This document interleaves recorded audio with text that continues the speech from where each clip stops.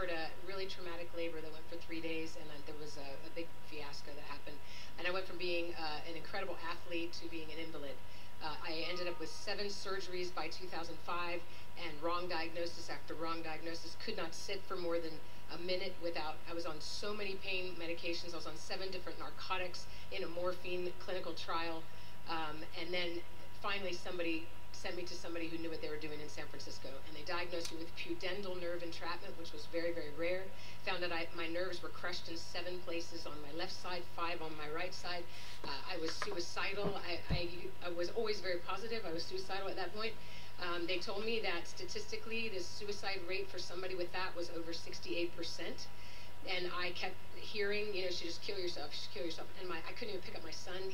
People had to take care of me and take care of him, and it was a mess. And so finally they sent me to France, where I had the best care. They said I would have the best chance, only 30% of getting any better. This was going to be my life. I love the Lord. I didn't understand what happened to me. I went to France. I had to go ambulatory, laying down.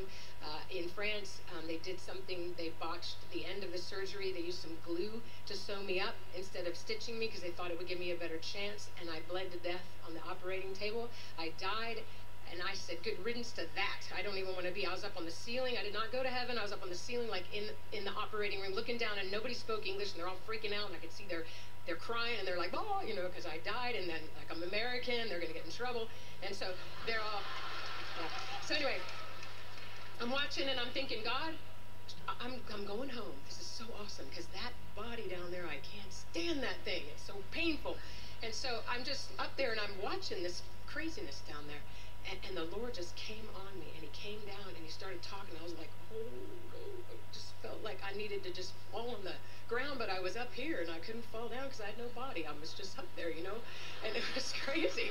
And the Lord told me, he said, you can come with me now, or you can stay, for the prayers of the saints have given you a choice. And I did not even know 400 people were praying for me at home.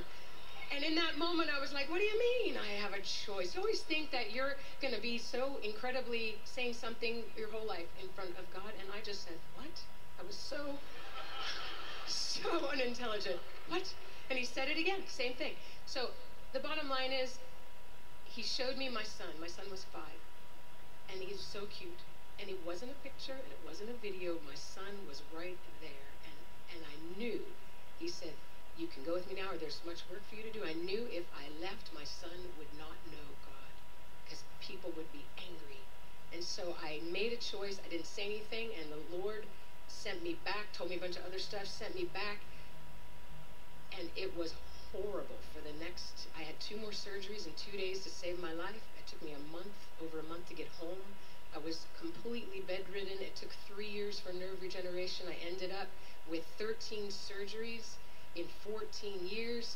I finally had enough nerve regeneration to go back to work, but I had to lay down most of the time. I carried a cushion everywhere. People said, that's the lady that lays down. I was on so many pain meds. I don't know why people wanted to work with me, because I was all marked up. But I was okay. I mean, I was sane, but, you know, that's all you can do is go to work and then go home. So the end of it is, the Lord told me in February in 2013, they were scheduling me for my 14th surgery.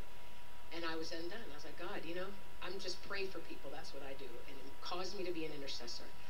He told me to go to VOA. I started reading your books because I was Voice of the Apostles. Right, Voice of the Apostles. I started praying for people so much, and I never saw any healings. I was so discouraged. And I said, God, there's got to be more.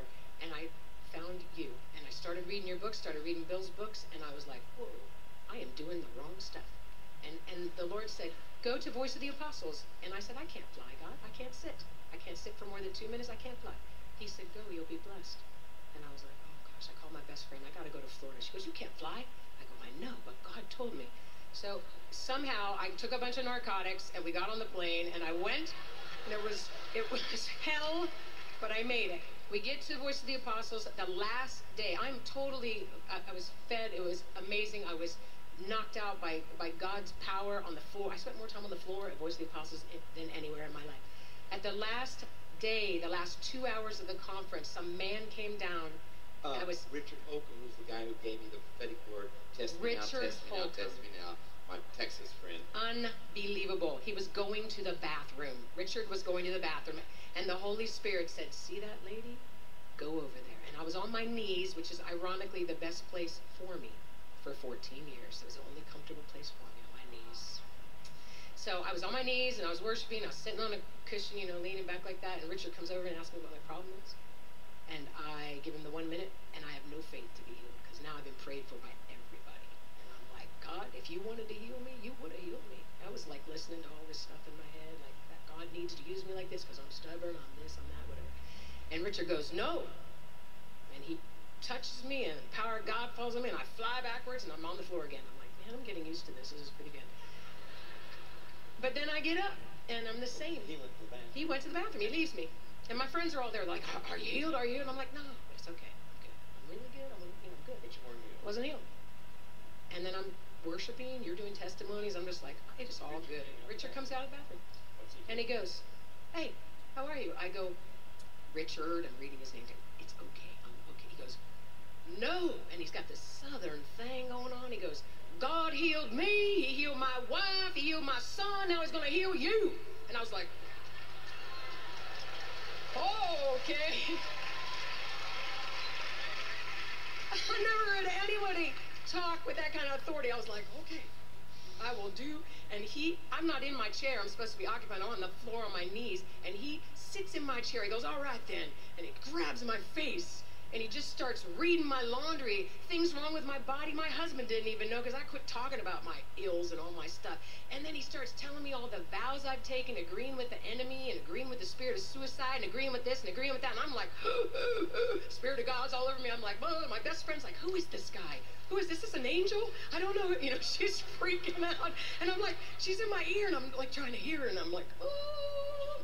So he just keeps going down the list of every single thing that's wrong with me, and he has me renounced, full on deliverance. Like, who knew? I didn't even know about deliverance back then. And he goes, all right then, now get up and do something you couldn't do. And I was like, I would do it right now. So I'm on my knees, and I could not move this leg because of all this complication stuff. I drug this leg forward, and they, I mean, I was all like this, but they helped me. I had no pain. And I was like, oh my gosh, I'm going to be one of those crazy people. I'm going to run up and down the aisle right now. I'm totally going to do it. It was awesome. And I did. You ran up and down the aisle. It was so good. It was so good. So we have a miracle healing. Total miracle. And Richard, oh my God. Richard made me go up to you. Jesus. Oh, Jesus. So good, so good. So Richard goes, now get up there. You got to give God the glory. Now, you guys, I have like full-on flipper feet. I can't walk hardly at all. And they're holding me up, and they get me up. Well, with the metal things keep you from going on the stage. Well, they see Richard, and it's like Moses in the Red Sea. They part those things, and they're walking through, and I'm like, and I don't know who he is at all. And my friend goes, man, who is this guy? And I go, I don't know, but I'm going up to talk about Jesus. So we get up there, and you are hilarious up there because I gave the whole testimony. But here's the thing. I believed for 14 years that if God wanted me healed, he would have healed me, number one. Number two, I believed the enemy was not as powerful as he was because he lied to me, and I believed that healing was not for today, or if somebody got healed, it was for them and not for me. I believed all these lies. And every time somebody would say, well, God wants to heal, I'd go, really? What about the fruit in my life from all my pain? I would say that to everybody. Because you did redemptive stuff. Totally. That was my paradigm. And when I was healed, it was transformative. Since then, I came home. I'm in ministry at a church in Sacramento. And when I came home, I said, you're not going to believe what happened to me. I work with the senior pastor who's right there. He's such a fabulous man. There he is.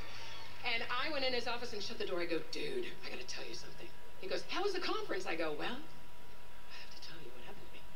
I tell him, and he's sitting there like this. And I go, man, the power of God is unbelievable, you know. And I'm telling him, I twitched the whole way home, and for 4 days I was twitching. And, you know, I mean, it's been crazy. So I tell him everything, and he looks at me, and this is the most powerful thing he said. He goes, why'd you have to go to Florida to get healed? This is not right. And I went, I don't know. And since then, the power of God. I prayed for him, and I did all the impartation that you all did for me. And since then, God has been moving through our church and healing people like that.